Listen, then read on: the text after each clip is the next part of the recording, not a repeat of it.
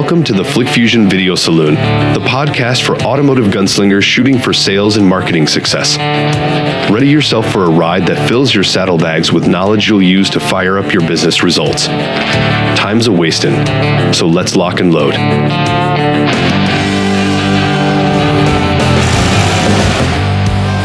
And welcome, audience, to the FlickFusion Video Saloon. This is the kickoff episode. I'll be your host, Sean. Luckily, we have quite the subject matter expert on the episode today, Evan Riley, who technically you'd say he's a national sales director, super important person at FlickFusion, but honestly, he's actually one of the most lethal video gunslingers in the car business these days. And welcome to the episode, Evan. How you doing? I'm doing real well, man. I like my gunslinger title. I'm ready to get rolling with it. Hopefully I live up to the expectation there.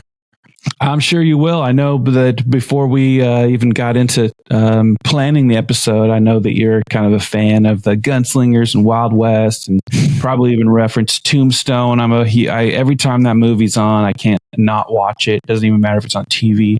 So I love that you guys have that kind of theme going with what you're doing with FlickFusion. For the audience, whether you're listening or watching this episode, we're going to kind of break the seal on some things relative to video that maybe you've not thought about, or maybe you haven't thought about recently enough. We talk a lot about the consumer experience, the user experience that happens at the website level and really in all parts of the journey with car dealers.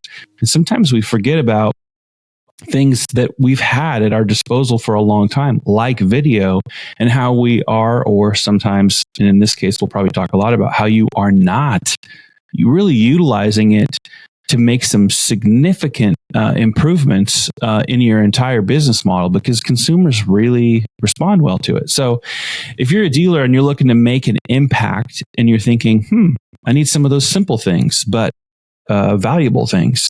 Well, we're going to talk about some of that today. So I really want to kind of start the episode, Evan, by just kind of asking you like your thoughts on consumer behavior. We all know it's changed a lot, right, in the past decade, but really the last 3 years has actually molded it even more so, as if it could be tweaked into something even more than it was. But COVID and inventory shortages, supply chain issues, there's been a lot of things that have actually even shaped it more in the last few years. But how do you kind of look at that in terms of consumer behavior change and what it's doing in the car buying process?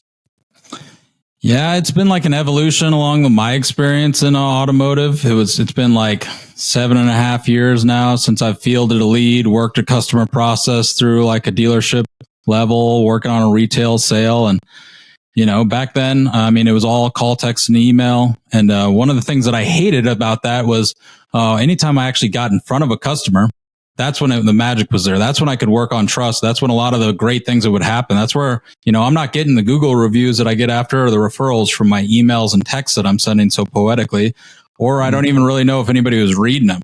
But it was right there, face to face, kind of knee to knee. That's where like the kind of magic was happening. And that's still at the fundamental end of the day. I hope always being a fan of the automotive model we got right now. I hope that's always the case, but there's no denying that, especially during COVID, there was a ramp up of people wanting to get their whole experience online. And that experience was changing on like their social media levels. It was changing on their, anywhere online. It's all video, maybe even short form video, the explosion of the TikToks, all these sorts of things were going on. But one of the things I noticed was that, that wasn't happening as quickly as maybe a guy like me would have liked it to happen in automotive. So I remember it was always talked about as the store I was at, that our managing partner would bring everybody in for the internet sales meeting and just be like, hey, I think we should do video. And it was always something like, yeah, I think we should, but then we don't. And then it's like, well, how many leads are there? How many of this are we getting? How many ups are we getting? Blah, blah, blah, blah. And it was always kind of a down the line sort of thing. And that future is now when it comes to that, especially since the tools are now available. They have been, But the explosion of the bandwidth, the mobile device dependency has been going on, but I think really ramped up in 2020. I know it did for me. I was a prey to that, man. I was afraid to look at that little Apple report that said how long I was on my phone when it got into like early stages of 2020. Yeah. And that's what our shoppers do. That's where they get their information. I mean, I'm not going to sit here and spit out a bunch of specific data percentages and stuff because I might get them wrong, but it ramped up extremely during 2020. And yeah, it's taken a hit, obviously. I think there was a lot of like, hey, I'd like to get back to seeing somebody here shortly. But it's still there. I mean, it used to be like, car dealer or car shoppers would, spend like 4 hours online before they even put any sort of information to a dealership. And now I believe that's up to about 5.5 now at least. And that's a lot of third-party sites, your website. And one of the things that I hated was that it is a third-party site that's sending my lead, if I'm a dealer, back to me. What if I was the trusted resource? What if I was that person that had all the information from start funnel, high funnel to low funnel shoppers on my website? And that's possible. And it's not as hard as it might think either, at least to get a start. I mean, to do anything, you got to do it poorly to start. And that can sound daunting, but it's true. And I love being able to have some easy tools to help people do that on a daily basis. It's been a real great privilege in my my career here. Well, you've covered a lot of stuff here just kind of in the opener where, I mean, I think a lot of us, I'll just lump myself in, where we become a little complacent we're living in such an amazing time technologically. It's like, and people love it or hate it. I was watching just something yesterday where somebody was making the comment like, we are living in the most amazing time period in history. And I'm not going to debate that, but there are reasons why people also might say, yeah, I don't know if that's all good. But when it comes to some of the things you were covering around consumer behavior evolution, you hit on a bunch of stuff that's so true. And I think we end up taking it for granted. I mean, we are in a country where we typically end up taking a lot of things for granted because we don't have to wait for anything. It's instant gratification world, all this kind of stuff. But consumers have had mobile phones that have evolved faster than almost any piece of technology and what they can do. I mean, even people that are like, well, I'm playing around with a lot of different AI now. Well, most of the, like ChatGPT, by the way, there are a ton of apps that channel ChatGPT into them. Right there, whether you're a Midjourney or a DALL-E 2, or if it's DALL-E 2, or whatever you're using for Adobe Firefly, there's a whole bunch of AI imagery tools, graphic design tools. All of those have places that can channel into a mobile phone as well. And we certainly know that consumers, when it comes to car dealer websites, they traffic them more so on their mobile devices than they do on desktop, although there is still some desktop activity. But just that alone, as you're just sitting here talking about the evolution of consumer behavior, I'm thinking, man, we've taken a lot of it for granted. Because if I'm the consumer and I'm wanting to have an experience with the car dealership, and as you're mentioning, the amount of time, and people are trying to do these things efficiently as well as like shopping, looking for information. I haven't bought a vehicle since it was actually the pandemic was still going on, and I bought a 2019 Tundra, and I think it was a year and a half old when I bought it. And I spent a tremendous amount of time online looking at video content, tons and tons of video content of the Tundra year, make, or year and trim that I wanted around Tundra vehicles around Dallas. And so just that alone, you think, okay, consumers have mobile devices. They have all kinds of things at their disposal to basically make their experiences more pleasant. And so I guess my next question, now that we're kind of on to, okay, well, it's all about the consumer, right? They have certain expectations. They have certain behaviors, often behaviors learned by things that other industries have brought to the table. And then we're like, oh, cool. So video content, why is it considered to be more effective. I think some people would think, well, of course, you got a still image you took in 1975 versus a cool video, but there's got to be more to that. And I don't know if you have, I'm not asking for big hard data or statistics, but I know that there's, they say a picture's worth 1,000 words. What's a video worth? Right.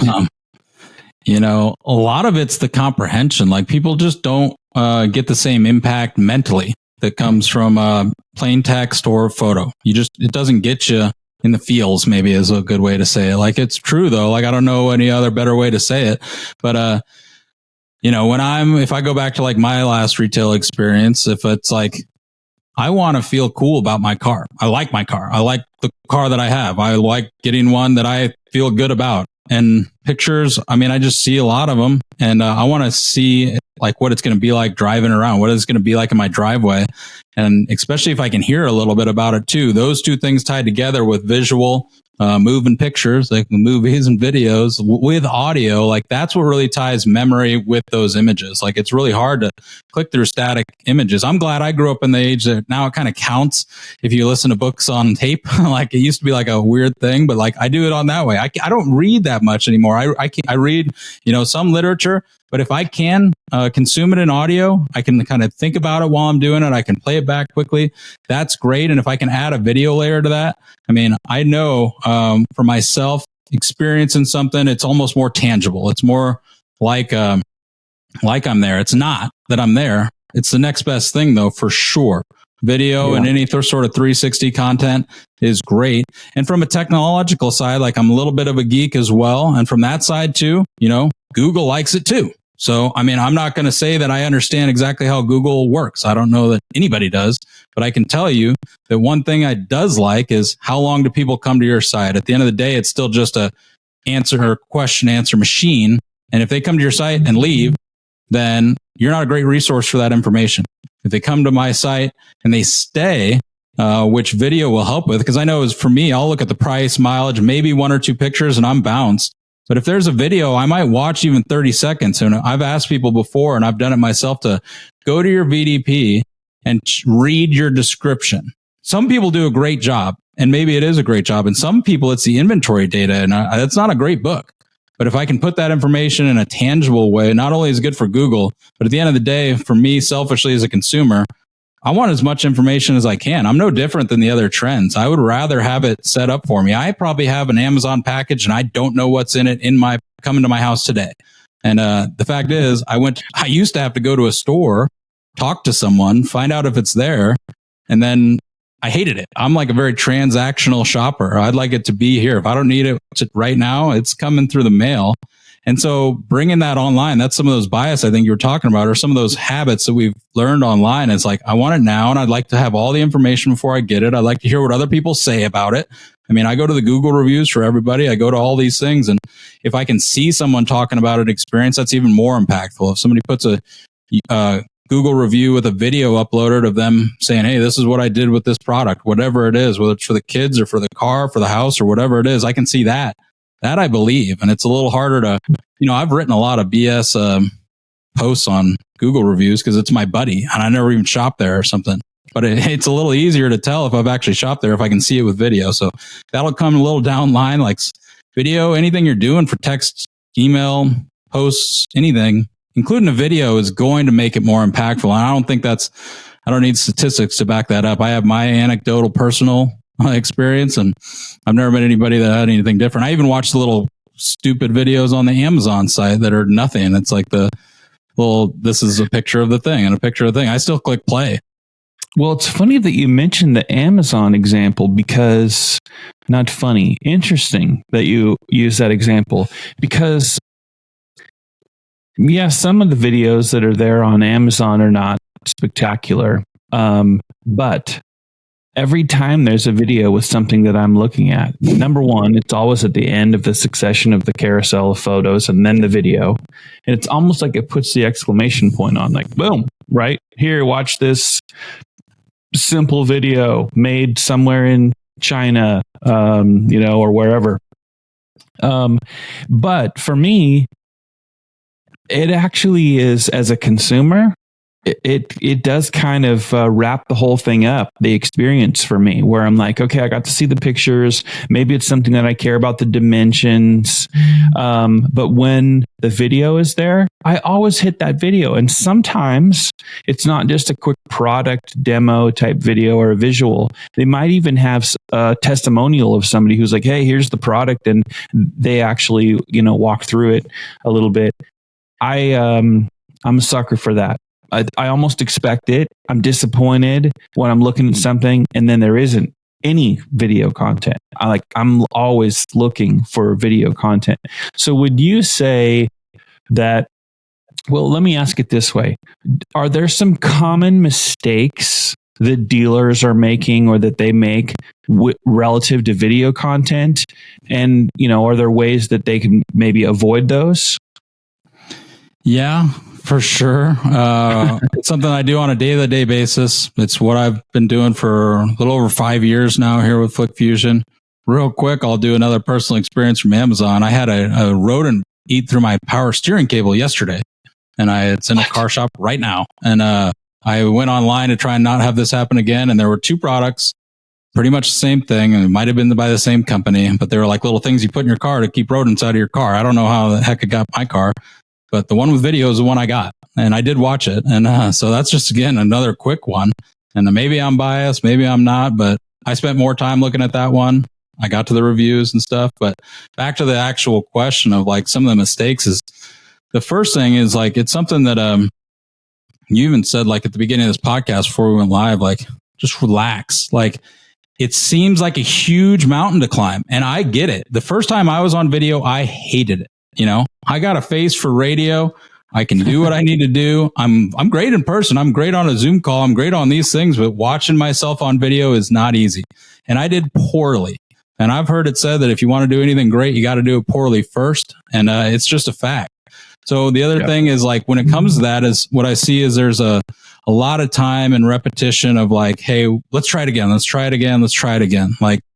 People kind of in my experience, the mistakes, the casual nature sometimes. It does seem and I understand that I'm asking people that got their name on the building, representing a brand that's their families or their, it's a very large deal for them to take it a little more casually. And I don't take that lightly, but I'd rather you take it lightly, maybe on a one-to-one video message to a customer, maybe practice that way so that you can get to the point where you're ready to feel comfortable representing your brand. I've never met a dealership. Every time, my favorite question to ask for dealerships is why? What's the best thing you love about your store? I've never had someone say, I don't know, cars. I don't know. I've never had that for myself. Someone always says something, whether it's cause-based or whether it's their family or whether it's something they think is really cool. It's hey, we have that Ritz-Carlton idea, and every salesperson could go above and beyond for this. And it's do your customers know that? Would they know that? One of the things that made me super successful, I think, was I'm a fairly process-oriented guy. When I was at the store, they had what was called a base statement.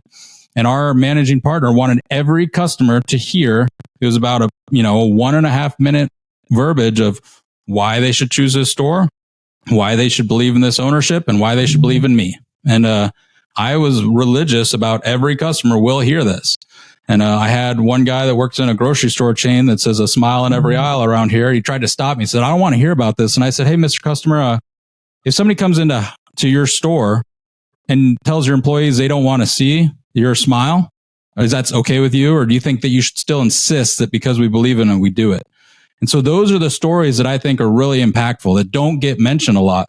And these can be set up in a couple different ways. It can be, again, one-to-one video messages or introduction messages. I've gotten, when I did a couple inquiries recently, I got a text reply that says, hey, when can you stop in? Right when I put my information in, and that was it. And I got that from 5 stores. If I would have gotten one that said, hey, Mr. Customer, and they don't have to say my name, this can be a generic video, but hey, here's why you should stop into that store in video. I mean, that's the difference. That would have been the difference between 5 stores. After that, it was price. I mean, I'm not going to lie. It was price and mileage. After that, it was availability, price, and mileage. I guess at the time, it was back when there weren't a lot of vehicles at all. So those ones, relax, take it easy, start somewhere. A start is better than nothing. 1%, better every single day is 1,000 times better than 0% over a year. Those are little fundamental things that I learned back in retail car sales that I believe are true in this area and other areas of my life for sure. I like the encouragement of start somewhere, start anywhere, just start. And again, just kind of listening to you inspired a couple of thoughts. These are also real world examples of dealers that I've met over the years that were using video. They were doing some things. You mentioned, some dealers are inspired by a cause that is really important to them. There's some sort of fabric that's like almost unexplainably strong that provides the foundation of the leadership and why that dealership operates the way that they do. And one of them, it's different ownership now, but the general manager at the time was Matthew Welch of Auburn Volkswagen, just south of Seattle, Washington, in Auburn, Washington.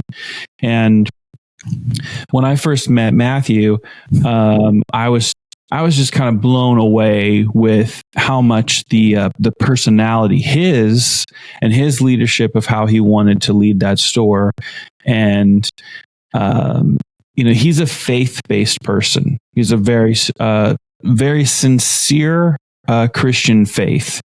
And when I say really sincere, it's because some people, you get into religious talk. We won't make this a religious podcast, but some people, you almost right on the surface, you're kind of like, you don't know how genuine that faith is part of their life. In this case, it was so real, and it was obvious in the way that he led the dealership month to month. They had a different cause campaign that they were involved with in their community to make a difference. Their little tagline was making lives better, one VW at a time. And so I share that to say another big component of what he was doing with all of this, though, is they made a ton of awesome video content about what they were doing in the community, a ton of great video content talking about exactly what you're saying. It's just we had to start somewhere. And this wasn't a person who was like, put me on camera. I want to be on camera. He just found a way to get comfortable with making sure that content was captured on video and shared through video so that their customers and their community could connect with it. And how did they respond? That store was amazing. People loved buying VWs from that store. They loved being connected with that store because they had a purpose. And they didn't want that purpose to be stuck in static land, which would just be, well, there's just pictures of all these things. The video content brought all of it to life, right? And in a very similar story, just I won't tell the long version, but the guys that were awarded the Subaru franchise up in Wichita, Kansas, Subaru of Wichita, many, many, many years ago, Tom White Jr. and Scott Pittman at the time, those guys also similarly had this we got this Kaizen culture model. We want to really change the lives of our employees and the people in our community. And video was a huge part of what they did. And some people who may be watching or listening to this episode might even remember that there was there were people who tried to picket out in front of their dealership because they used some non-union labor to put up a drywall or something like this. And it was one of those hit pieces. And so they took their own video crew out and made their own banners, and they would literally go and it made national media. And so for those who've been in the industry as long as I have, I'm an old dude in this game, you probably remember when all that went down. And that was massively fueled by video. I feel like our industry sometimes gets too comfortable with things, and then they don't fully utilize something that makes such a significant difference. So, curious to know your thoughts, if you have other examples maybe of dealers that you think have that they're successfully integrating video into what they're doing at the website level, especially, but perhaps even on YouTube channels. Any thoughts on that? Some dealers that you're like, oh man, yeah, there's some dealers that are just crushing it. Like a good example cases. One of my favorites is more of that base statement information. It's a CDJR of Walla Walla, Joel Olson's CDJR of Walla Walla. Every VDP page has him telling his customers what they can expect at their store. I love that portion of it. And it gets a lot of views. And it gets mentioned regularly. He mentions in it, this is what you can expect. And this is our standard. And essentially, like, if you don't receive that, I'd like to know about it. I'm the owner of the dealership and it's right in front of it. It's hard to, you can't hide behind anything there. And the only reason that I love that he does that is because he really believes it. A lot of the messages that I hear about, one of the biggest things that I hear is, especially with cause or base sort of statement, fundamental belief statements, is like, a lot of the people that really believe them are too humble to put them out there on a regular basis. And it really punches them in the back a lot of the times. Like, people deserve to know that. People really do deserve to know that. And whether or not it's going to be able to be the number one reason they purchase from you, people do care. Supporting cause-based stuff and doing sort of different things with your staff or your community or the testimonials, the care after the sale, those sorts of things. Again, I feel that the most humble ones are the most afraid to do it when they could be the change that I hear at every single automotive conference that I've gone to over the last in my entire experience here is that customers hate automotive shopping experiences. That's the thing. It's still the case. I checked today, 56% of people or whatever it is, it was some number. I think 24% would rather have a root canal than engage in an automotive shopping experience. 56% believe that they're being deceived. And no, I don't believe that causes. I believe it is the day-to-day actions once people are in the store that back that video up. And if those aren't there, and if you are just making out like putting out your cause or putting out your mission statement just to have them not be the case when somebody's actually in your store, then don't do the video at all. But if you really believe it and it's really your day-to-day operation, back it up 100%. There's another one. So we range with dealerships, big and small, and in between. And it's great. I love it. I do really take there's a lot of responsibility that I feel no matter who I'm talking to, if it's one salesperson or a manager of a large group, that I'm affecting day-to-day lives if I can get them a couple more car deals. I try and think about those, they might be able to get a Christmas present that year or anything like that. So I take a lot of responsibility, and especially with the smaller stores, those ones, in my experience, I have one Trading Post Superstore. It's in Conover, North Carolina. Nathan is a humble guy, but he's an awesome guy, and he buys the cars, records a full video walk around going over everything on them, all of his inventory, every time, everything. It's amazing what he does.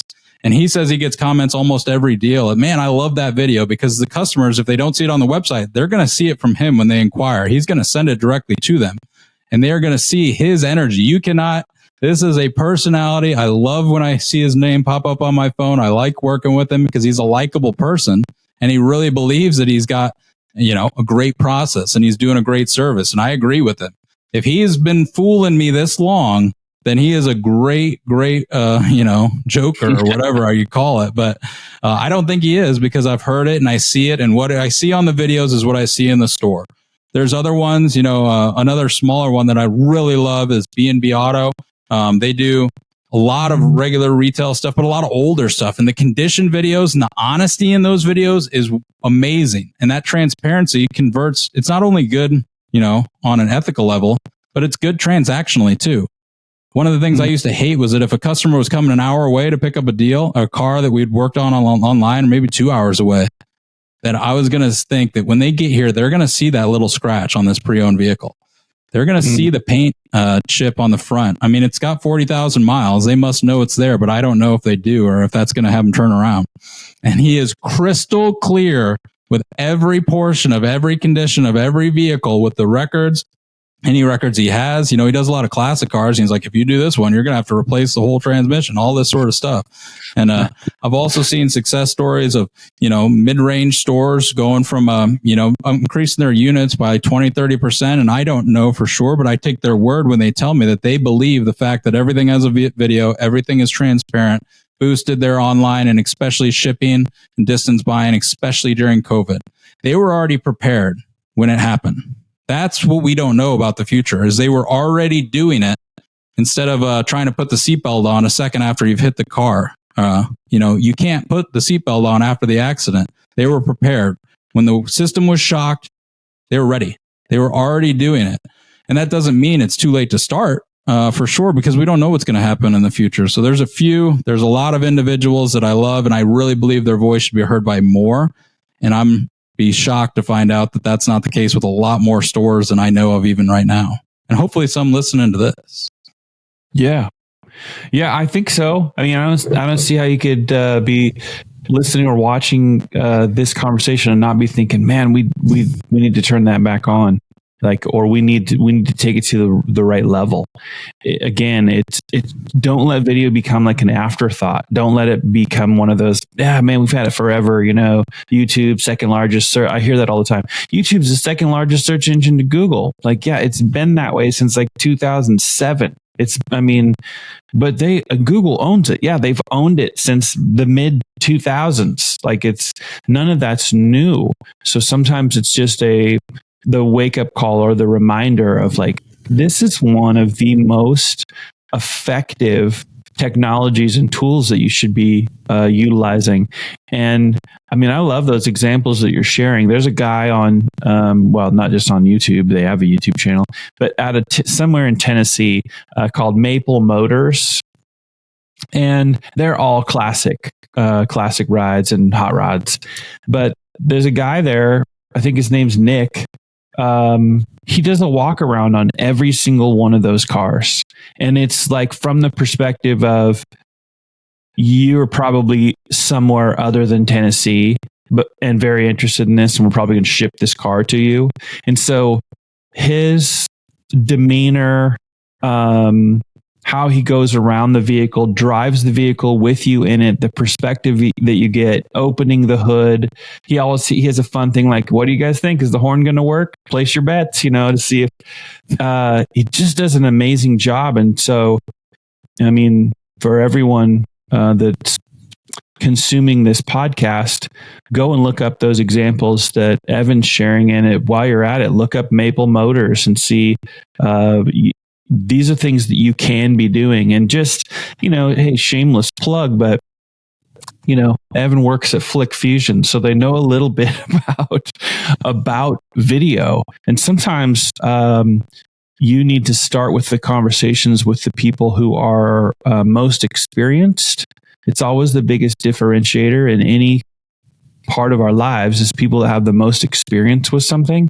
And so if you're one of those dealers kind of thinking about, man, I need to go deeper than this, I need to find out more about this, don't forget where to go first. And that would be reach out to Evan and reach out to FlickFusion. They'll definitely guide you in the right place. And I can tell you, as the host, I've known these guys for a long, long time. You won't talk to better people in an industry that really care about making a difference for you. So with this video conversation, are there types of video content, one, that are your personal favorites for dealers to be utilizing? That being, hey, here's kind of a virtual tour, or here's a testimonial videos of happy customers that have bought, or maybe testimonials from happy people from the service department. I don't see that enough. Feature breakdowns, any types. I know there are lots of different types of videos, but do you have favorites? And I guess the other thing I would add on to that question is, not only do you have favorites, are there certain types of video formats that are maybe that work better for certain things? Like when a dealer's well, what type should I use for, generating a lead, or any thoughts on that? Yeah, 100%. And there was you're couple sentences there struck something that I definitely missed in the mistakes too. And I'd be remiss if I didn't bring it back up, because YouTube is great. I likely wouldn't have a job if I didn't have YouTube. But the reason YouTube's so big is because they're excellent at what they do. And that's keep you on YouTube. That's what they do. They are not there to sell vehicles for my customers. Now, posting videos on YouTube, absolutely. I do it every single day, majoritively for the SEO content. But hosting all of your video content on YouTube is a dangerous game. And I'd just say, hey, if I can help, please reach out, because do me this favor. If you're out there listening and you're doing this, go to your YouTube channel and see what the next suggested video is. Check it out. You're going to be surprised. Maybe it's on your actual website right now. And at the end of your video, the dealership next door might have a video suggested. Or there's going to be a video of somebody there that says, don't buy this vehicle. 10 tricks to stop car dealers from stealing from you. These will appear, and you're bringing a lot of money to bring them to your site. Don't send them somewhere else, because I'm just as bad at it. I'll start one YouTube video and I will end up being up till 3 a.m. So that's another thing. But back to the kind of types of video. So the first portion is like a video is better than no video. Automated videos have been around for a long time, and that's been the foundational groundwork for a lot of our stores. And a lot of that is based around inventory specific. So if images are already there, we can create videos and interactive 360s right out of those to give you, so you can at least check the box if that's all you're going to do. And it's worth checking, even the automated system. Even if all this stuff I've talked about sounds cool, but too scary to actually do, maybe push it down to next year. At least have a video present. It's the same conversation that we had with the Amazon sort of things. The other portion for sure is that base is what allowed some of the examples that I talked about to expand. They called me one day and they said, we'd love to do this. And since we had the framework in place, they did it that day. It was because what I've seen is it's a great idea today. Tomorrow, I forgot about it because there was this car deal that came in, or hey, fine, we didn't get the financing. And so I know all the things that get pulled away. And if you have the attention span to do it today, I'd like to provide the tools today. There's never been one dealership that's ever called me that's using our products that had a super cool video idea. And I said, all right, let me get your credit card. Let me get it set up. I said, I love it. Let's do it. If it works, I might ask for your business. Come to me with these creative ideas. And some of those creative ideas have been the things that you've said. So, testimonial videos are great. Review your state's laws on each one of those. There's free things. You might already have a lawyer on hand, but you do want to have somebody sign those things so that you can use them. Keep that in mind, especially California. There's other states with strict ones too, but review your states, but get them. If you ask people for them, they'll give them. They will. They'll think it's cool, especially if you say, I'm going to put this on Facebook and tag you. And boosting your social media, boosting theirs. I like likes. I like opening Facebook and seeing something's liked or whatever. If I'm in it, it's just natural. Maybe they don't like being on it. Then do an audio recording of them and you do the video of the car while you're talking about it. Something to take the pressure off. Meet them where they are. And that's where I also meet dealerships when they're just getting started. So again, I've met a lot of people that are just too afraid to do the actual video with them facing the camera. I believe that's the most impactful one of all. I believe that in the sales process, they should be receiving a video from the person they're about to make a large purchase from. FlickFusion has a couple tools to help with this, and they're available in a lot of different places for sure, where it's like, hey, how about I just put my audio over the existing video? Can I do that? I don't want to be on camera. It's like, well, you're going to meet these people someday, so I get it, though. I do, and yes, you can. Why don't you narrate the existing video content that you already have with custom stuff for them? So instead of check out this 2023 Honda Civic, it's, hey, Sean, I know you inquired about this one because you wondered if it had adaptive cruise control. It does, and it also has these other features. One thing you might not know that it has is this insert feature from my dealership. It's a certification, aftercare protection, anything like that. Any of the things that they've done to modify it. You can modify the existing video content with that layer to give you a start. From there, those one-to-one messages, and that works great for first inquiries. Like in the very first thing that the customer should experience from you to differentiate is a video of the person they can expect to purchase with. Secondly is the follow-ups, detailed walkarounds of those specific questions. I have stores that keep kind of a library of common ones handy, and then we have those stored all the time. This can be great for post-sale questions. How do I sync my phone? How do I got to get my garage door opener on there. I swear I've done it 100 times and I forget, and I got to Google it every time. And maybe if I could go back to my trusted resource at the store, maybe they could figure it out on their own, but they go to you, you answer the problem. That's one more tick in their mind that that's who I buy my vehicles from and why. That's what we're doing here. That's the reason. What is the reason I choose you? This is why I think this world is not long for these very impersonal disruptors in the industry. It's just not, because they want to call someone. I called my salesperson. I received calls, and that turned into more deals for me at the store. And it turned in, as a consumer side, it turned into a happier customer. We're like, I'm for sure going to go at least give them the first opportunity. And with the research saying that 40%, something like that, only go to one store, having that in mind is great. Beyond that, it is the cause-based stuff. There's introduction to the sales process. Appointment confirmations are great. CSI is a very good thing to get 100% if I understand every single OEM. So if you can't get them on the phone right when that survey is there, at least have a video saying, if you got a cry in it, I don't know. I know how important these are, but just say, hey, that survey is not going to fix a thing, but it will damage my day-to-day life as a salesperson. If you are not satisfied, call me. Get that in front of them. If you cannot get them on the phone, I know how important CSI is. I've been on the up and down side of it. I had a great score until one didn't. It was awesome until it wasn't. So those are great things. Post-sale, I even encourage people to do the happy birthdays, the lease pull-ahead offers. We want your trade-ins. Anything you're doing campaign-wise, send it out. You've got lists. I'm sure somebody in your store is sending something out to these people. Record. Again, these are great ones to start A/B testing. Okay, we did a super polished one for the specials we're offering or the OEM's offering. And then we did a casual one for something for a lease offer, whatever it is. Those two, whatever the A/B is. Which one worked better? Let's look. Let's find out. Let's save you a bunch of money, because I bet you the casual one will work out better because it'll seem like it's just for that person instead of a commercial. There's a one store around me that has same commercial all the time. I hear his voice and I know what it is. And I want to have one a little bit more casual. So a lot of that was a long run on sentence to say basically almost every communication can get stored. And that might sound like a lot, but if you start somewhere, you're building a library.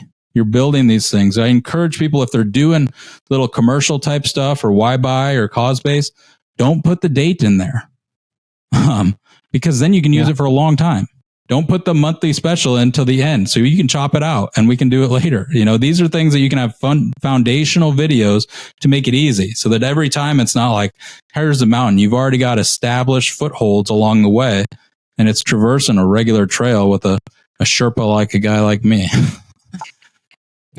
Well, you're touching on some really, really great stuff. So all these different types of videos, it's almost like you could never run out of ideas of ways to, bring life into these different parts of the dealership. Of course, it's great if you send something that's happy birthday. I've always been a fan of using video. Since the day, this dates me, but for people that have been in the industry as long as I have, they'll maybe even remember this about me.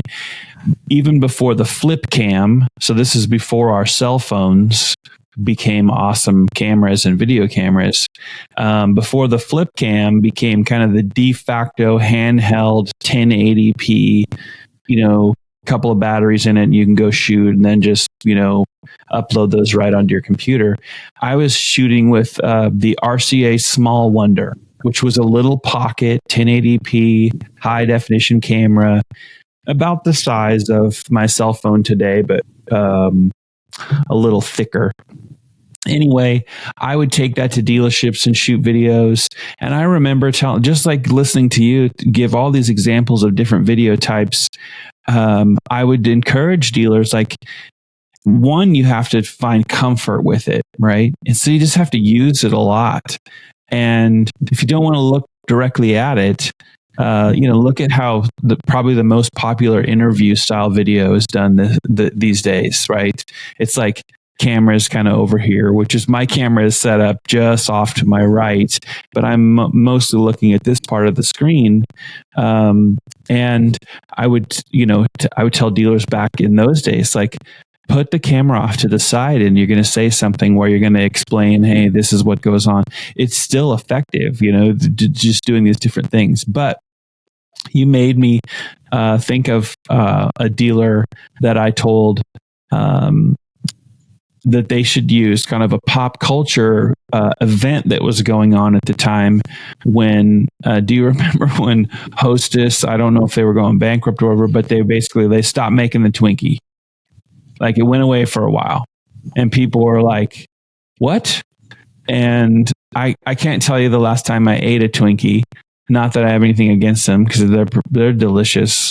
It's just that you get associated with, you're a loser, I guess, if you eat Twinkies all the time. But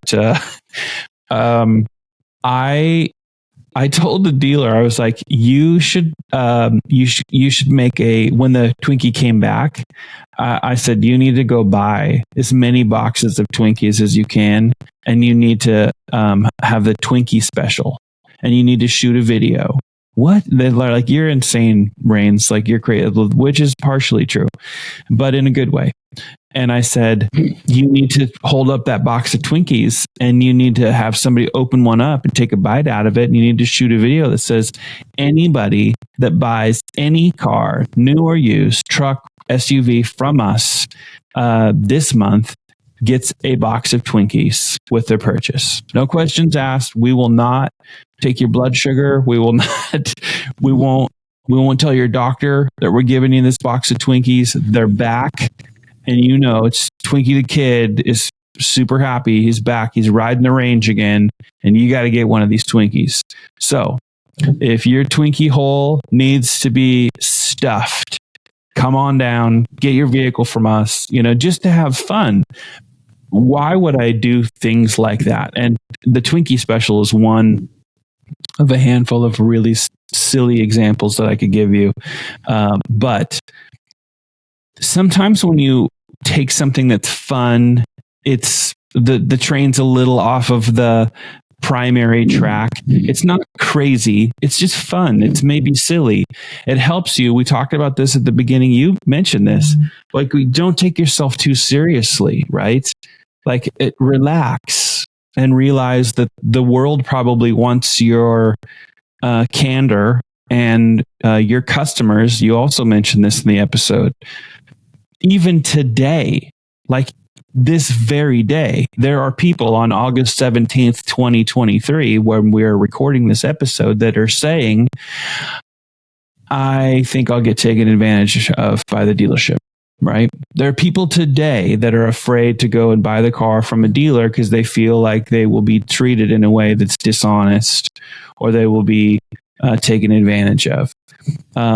So why wouldn't it help your dealership or any dealership to do things that help lighten your perspective, and also the impression that you cast on people? If you look like you're having fun, like, hey, the Twinkie's back, so we're going to give away Twinkies to anybody that buys a car.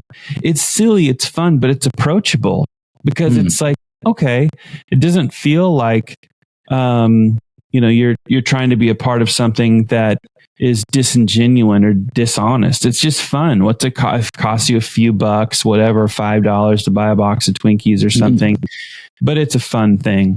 And so, again, just another insert into the episode to just encourage dealers, like, allow yourself the creative side. And creativity is, unfortunately, if you are a creative person, that's a painful existence, because there's always risk. You're the one that has to come up with creative ideas, and people love them or they hate them, or maybe somewhere in between. But guess what? That's part of the being able to exercise that part. Every single business has some sort of creativity that they're wanting to let out there some way. And oftentimes those creative thoughts and ideas are among the best at connecting you with your audience, with your customer. So you should absolutely be capturing things like that on video and sharing that, because it's essentially doing work for you. Once you've captured it and you're sharing, it's doing work for you 24/7, right? 100%. So, yeah. Very interesting. So, couple more questions that I wanted to also get in on.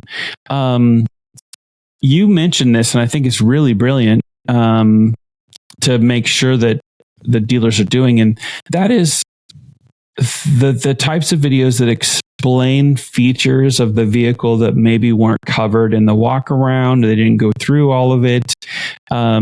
So, and this, you may have a quick answer to this, but do you think that there is a significant or a decent number of dealers who are creating those types of videos? Like, hey, if you miss this, this is literally how fast it is to connect your phone with your car. Or, hey, if you missed this feature underneath the seat of your Tundra, there's this da da da da da da. Do you think enough dealers are making those types of videos, or are they still focused a lot on, if they're doing video, it's mostly the car, and not so much follow up? Quick answer, I would say no. The majority of that video content is OEM. Like, if you want to get something like that, and maybe dealers are using it, they have a lot of resources from their OEMs. That's where they're getting that information. But again, it's one of the paths for growth that I hope to see. I've seen a lot of paths that at the beginning, sending video emails to every lead was crazy. When I first started here, nobody will ever do it. Now today, it's one of the more requested things that I get in my desk. So it's possible. I mean, you got delivery specialists at a lot of different stores that know this stuff. And a lot of people, after you've taken that delivery, maybe at that point, you could put it as like a value to where, hey, 2 delivery specialists, lot person, and a delivery specialist, something like that. Record these videos. We can host them on a video library. When we get in the car to give them the keys, give them a brief overview, we can say, hey, we could go over everything here, but I've done a pretty comprehensive video library here. Would you prefer I just text that to you? No. And I can watch it later. I've been here 2 hours. I've been here however long. I'd like to leave now, and I will have these questions, and you have a resource for me. That's great. That's something where I think could really go above and beyond. But I would say that that's just it's behind where I think it would be. But I do think it'd be helpful when I frame it like that. If it's a lot of this is, how is it going to save the customer time, the dealership time, save money, and provide a better experience? I think it does do all those things, but it runs into the first problem that we had, is that's a lot of work. And it's a lot of work where somebody is going to maybe say in the video and think they have to start over. That's not the case. Just walk through it. You say and you're talking to somebody in the passenger seat, showing them the radio. Just go with it. Start recording. Getting that base, that's where it's like, start with somewhere. If somebody has the idea like, oh, that sounds good, I'm just going to do that, I'm for it. I'm for it today. I'll help you today. I'm happy to do that. If that's the only place you're ready to go, I'm ready to meet you right there.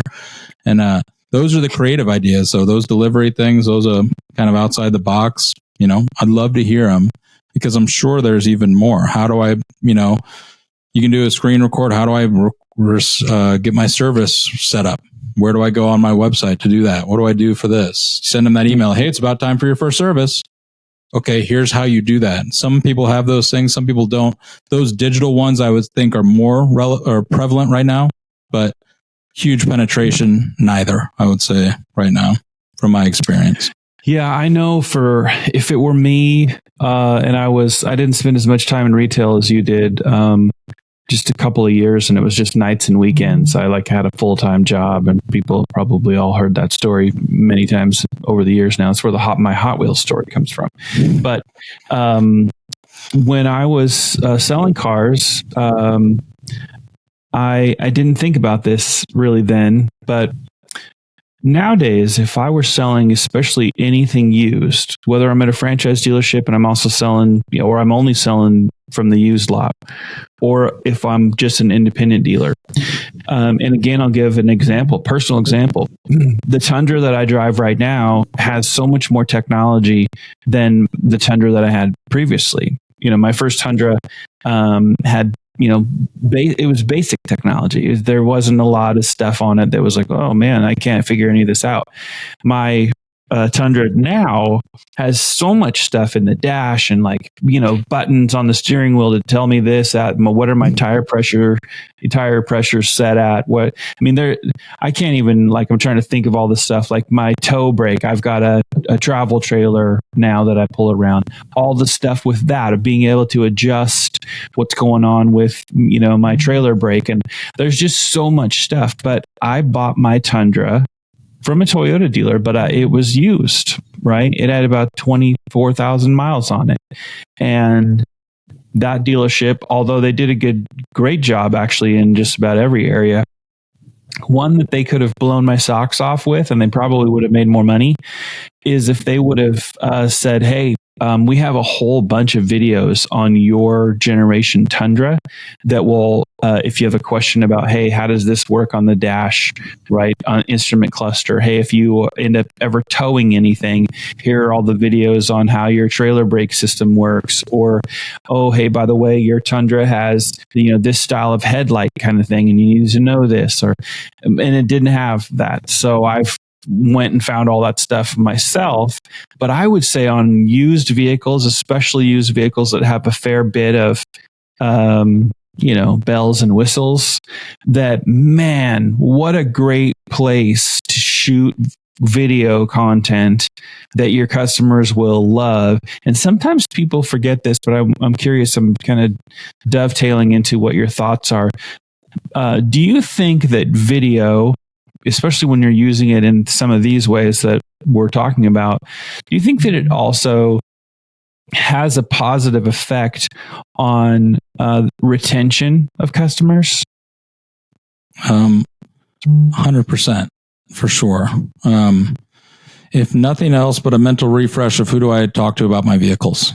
Like, I've got a car guy. I've got one. I know him. Maybe not everybody does. I know a guy that I would call right now that works at a store, and he would shoot me straight. And not everybody does.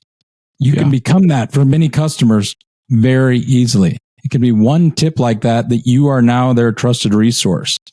I mean, that would be huge. And then, especially if it rolls in through service, and then it's, hey, this is bringing them back in is like the number one portion. Selling the car is just a start.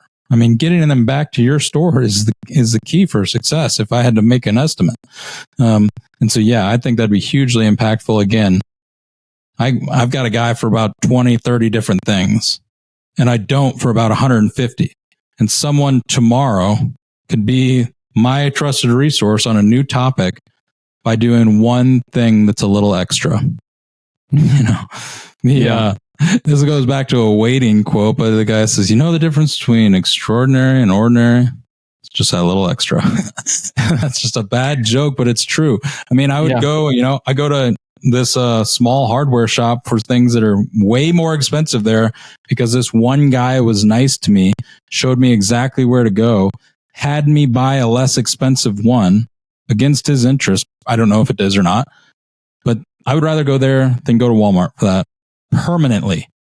As long as I live in this town, I will go there and see Chip. That's the facts. And maybe Chip won't know, but I'll go there for sure. So that's my experience. And I bet that's, I hope everybody can empathize with that. Sometimes it's even better when the Chips of the world don't know. And when it's really authentic, they don't know. It's just what they're doing. But video certainly opens a door, right, to make those connections more so than ever. And last couple thoughts that I would like to get from you is, a lot of talk these days about AI, of course, but video has also had a lot of people talking about, the augmented reality side and the virtual reality side of video. And, Meta, hey, this is going to be the metaverse. And all of a sudden, we're shutting that down. We're going to fire a bunch of people. Do you have thoughts on where you think video content may evolve? And then I guess in addition to asking that simple question, well, it's not a simple question, but of where video content may evolve with dealers, but also, is there a primary place where dealers should focus, where maybe more value is, and should they be cautious at adopting some of these things? And the reason why I add that to the question is very much because of the metaverse thing. Oh, all this virtual reality and all that. And now it's like sometimes we rush to get involved with things that maybe we should let the bleeding edge, bleed out a little bit and then wait a little closer to mass adoption. But any thoughts on where you think video content's going, where it's evolving, and what dealers should, kind of be watching out for? Yeah, for sure. So I don't have a perfect magic ball. I wish I did, but I do get thought of like this thing I saw online a little while ago that said it was from Forrest Gump. And we all saw that letter from Apple where he made a bunch of money, or Macintosh at the time. And we were in 1993 and we're like, man, I missed the train on Apple. And we were wrong because that train had barely started rolling. So we don't know, but we'd rather be prepared. There's a lot of things that if it comes to where we're starting to see a large percentage of the audience experiencing more content on an Oculus, on these sort of VR sorts of things, then absolutely. If the Google glasses start coming up, then we want to be able to make the videos tangible there. There's 360 cameras that help with that right now. You can do tours like that a lot of times. I see it more with like real estate and land and stuff like that. But it's still clunky. Just because it's clunky doesn't mean it won't work. We're not going to put every apple into it, but we're going to keep our head on the swivel and be able to pivot quickly. That's one of the reasons I love working here. We have a very sharp CTO who's very good at pivoting and would love to research new technology. One that I see really kind of turn around is expanding on the video emails, the one-to-one, is setting up live video stream calls for every portion of the process. That's, hey, you want to ask me some questions. Instead of me just canning a video, telling you what you want to know about the car, you can react on video with me. I'll show you the vehicle. You don't have to be on video at all. We can stream your questions live. That'll help the customer for sure, again, and the dealership get easier deals. What about these people doing their own financing stuff online? Wouldn't you like to have an option to be a finance advocate for them online on video, where you can give them the presentation? I mean, that is going to be one where that's the number one area where I never realized that I'm thinking I'm getting kind of screwed the most, but maybe I'm not. People call me and say, I shouldn't buy a warranty, right? And I say, that's not what I'm saying. Listen to the person, look at the value. It's just like any other insurance. I'm not going to make this call for you, but I'd rather know my expenses now. Would you rather know your expenses now or find out later? I don't know. That's up to you. But you don't hear that when you're on a digital retailing tool. It says this covers wraparound coverage. This is your window protection. Like, I went into my last car purchase thinking I was going to buy less. The person was able to sell me more. I'd like to have that opportunity, and that's only going to be in a two-way conversation. And so live streaming, stuff like that will be very impactful. More real-time, like AI-generated ad data. So like if we can generate videos on the fly based on market trends, some processing we're working on with some stuff like that where, it's hard to get the promotional videos out quickly. It's really difficult, especially when they change the 1st to 15th. This thing changes and it's got all these asterisks and stuff like that. Is there a way where we can partner and get all that data and get those informational videos out onto your social medias or wherever other touch points, right? Direct mail or anything like that. Sending direct mailers out is huge again now. Putting QR codes on them. I love QR codes. I like them. I'm a big fan. I didn't get it for a while. I was like the old person. It was one of my first times thinking I was old. It's like, I don't get this. My camera's not doing it. But you can send a direct mailer with a QR code that'll open a video right now. I do it daily. It's on my business card right now. And so those things are easy to do. A lot of little creative trends. But if I knew the future, man, I don't know. I think it'll go more customer driven to where we're cutting down time in store. That's going to be key, and it already is. And so I would like to have the personalities that I have come to love in automotive still be involved in that. I don't want it to go away to where I don't talk to someone I can now trust in this car buying process. I don't think it'll happen for me because I got a guy. I just don't want it to be, before they even know, I can't deal with a person there. I just want the keys in the car and I never want to see a person. If that happens, we are going to lose out on some of the greatest personalities that I've experienced in my adult life. And I would have missed it. And I don't want the future of automotive to miss it. And I mean, that's maybe a little bit lofty, but I believe it to be true. Yeah. Great stuff. I think that, I think the horses are tired after a long ride on the frontier, discussing video. This has been a great first episode. And so maybe the horses deserve a little water or whiskey or whatever they drink. What a great episode, man. To the audience, thanks for tuning in. Thanks for listening. Thanks for watching. We'll be back with another episode right here in the FlickFusion Video Saloon. So until then, and some future person is going to have more already. They're just going to be like, "Oh, it's already right here." So that's right. That's appreciated, Sean, and everyone listening. Really appreciate it. Bring your ideas. I'd love to hear them. Excellent. Thanks, Evan. Appreciate it.